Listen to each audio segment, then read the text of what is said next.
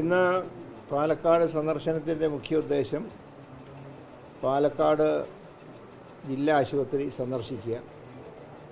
അതോടൊപ്പം തന്നെ ദേവസ്വം മന്ത്രി എന്നുള്ള നിലയിൽ ക്ഷേത്ര സന്ദർശനം ഉണ്ടായിരുന്നു.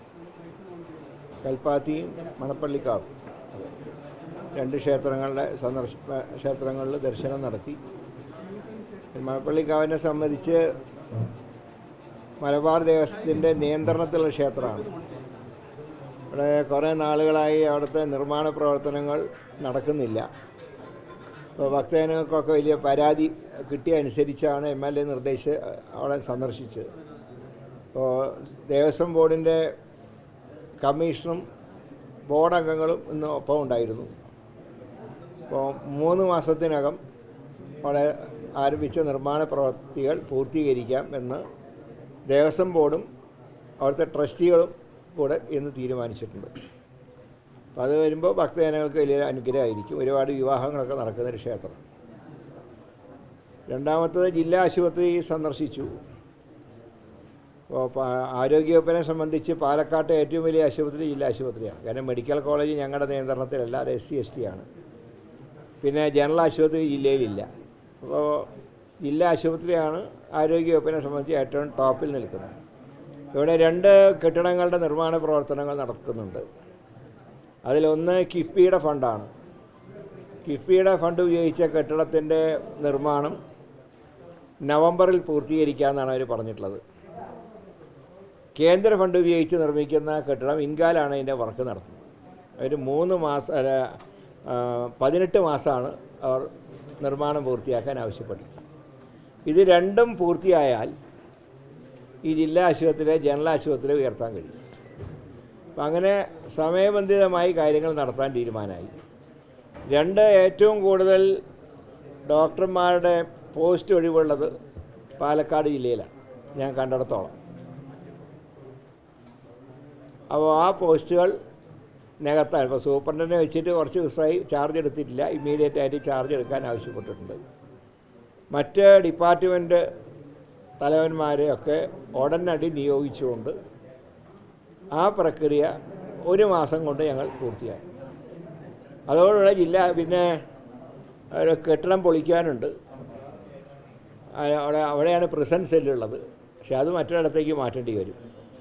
അത് ആഭ്യന്തരമന്ത്രിയായിട്ട് സംസാരിക്കണം. അതിലെ മെഡിക്കൽ കോളേജിൻ്റെ കെട്ടിടത്തിലേക്ക് മാറ്റാനാണ് വകുപ്പ് മന്ത്രിയായിട്ട് സംസാരിക്കും. അങ്ങനെ അതിന് തീരുമാനം എടുത്തു കഴിഞ്ഞാൽ ആ കെട്ടിടം പൊളിച്ച് നമുക്കവിടെ പുതിയതായിട്ടുള്ള കെട്ടിടങ്ങൾ നിർമ്മിക്കാൻ കഴിയും. ഇതാണ് മൊത്തത്തിൽ. പിന്നെ ബിരാഗിരിയിലെ ആശുപത്രിയെ സന്ദർശിച്ചു. ഒരു ബിൽഡിങ്ങിലാണ് 3 വകുപ്പുകൾ. എനിക്കൊന്നും അങ്ങനെയൊന്നും മറ്റിടത്തും കണ്ടിട്ടില്ല. അലോപ്പതി, ആയുർവേദം, ഹോമിയോ. ഇപ്പോൾ പഞ്ചായത്തിനോട് ആവശ്യപ്പെട്ടുള്ള ഒരു സ്ഥലം നിങ്ങൾ നൽകുകയാണെങ്കിൽ ആരോഗ്യവകുപ്പ് അവിടെ പുതിയ കെട്ടിടം നിർമ്മിക്കാം. അപ്പോൾ അങ്ങനെയാണെങ്കിൽ 3 ഡിപ്പാർട്ട്മെൻറ്റുകൾക്കും സ്വതന്ത്രമായി പ്രവർത്തിക്കാൻ കഴിയും. ഇതിപ്പോൾ ഇടുങ്ങിയൊരു മുറിയിൽ അവിടെ വിരാഗിരി കുടുംബാരോഗ്യ കേന്ദ്രമായിട്ട് കഴിഞ്ഞ സർക്കാർ പ്രഖ്യാപിച്ചിട്ട് പോയി. സ്റ്റാഫ് പാറ്റേൺ വയ്ക്കാൻ നിവൃത്തിയില്ല, കാരണം സ്ഥലപരിമിതിയുണ്ട്. ഞാൻ പഞ്ചായത്തുകാരോട് ആവശ്യപ്പെട്ടത് നിങ്ങൾ സ്ഥലം നൽകിയാൽ ഏതെങ്കിലും ഫണ്ട് ഉപയോഗിച്ച് കെട്ടിടം നിർമ്മിക്കാം എന്ന് സൂചിപ്പിച്ചിട്ടുണ്ട്. ഇപ്പോൾ പാലക്കാട് ജില്ലയിലെ ആശുപത്രിയുടെ പ്രവർത്തനങ്ങളെക്കുറിച്ച് ഒരു മേൽനോട്ടം നടത്തുക എന്നുള്ളതാണ് സന്ദർശനത്തിൻ്റെ ഉദ്ദേശം. ഇനിയും മറ്റു പല ആശുപത്രികൾ ഇവിടെയുണ്ട്. അത് പിന്നീട് ഒരു ദിവസം ഇവിടെ സന്ദർശിക്കുന്നതാണ്.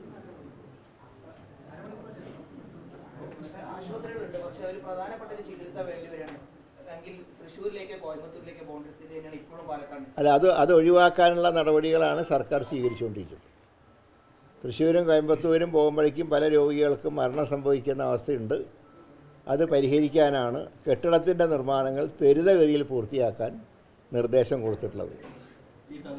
അതുവരെ മറ്റേ നമ്മുടെ KHRWസിൻ്റെ ഇതുണ്ടല്ലോ, അവിടെ റൂമുകളുണ്ടല്ലോ, ആ റൂമിലേക്ക് മറ്റ് വകുപ്പുകൾ മാറ്റുക. കെട്ടിട നിർമ്മാണം പറയുമ്പോൾ ഈ സ്ത്രീകളുടെയും കുട്ടികളുടെയും ആശുപത്രിയാണെങ്കിലും ജില്ലാ ആശുപത്രിയിലാണെങ്കിലും പല കെട്ടിടങ്ങളും ശോചനീയാവസ്ഥയിലാണ്.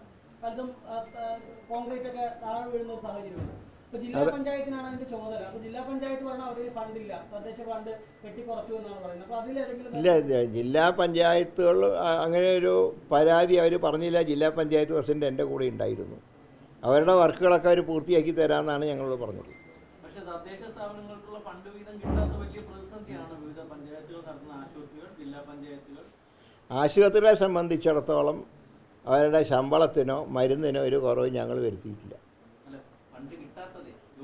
ഞങ്ങൾ അവർക്ക് ശമ്പളവും അതുപോലെ തന്നെ മരുന്ന് ഞങ്ങൾ ഉറപ്പാക്കിയിട്ടുണ്ട്. അത് ഞങ്ങൾ കൊടുക്കേണ്ട ഫണ്ട് ഞങ്ങൾ കൃത്യമായി കൊടുക്കുന്നു.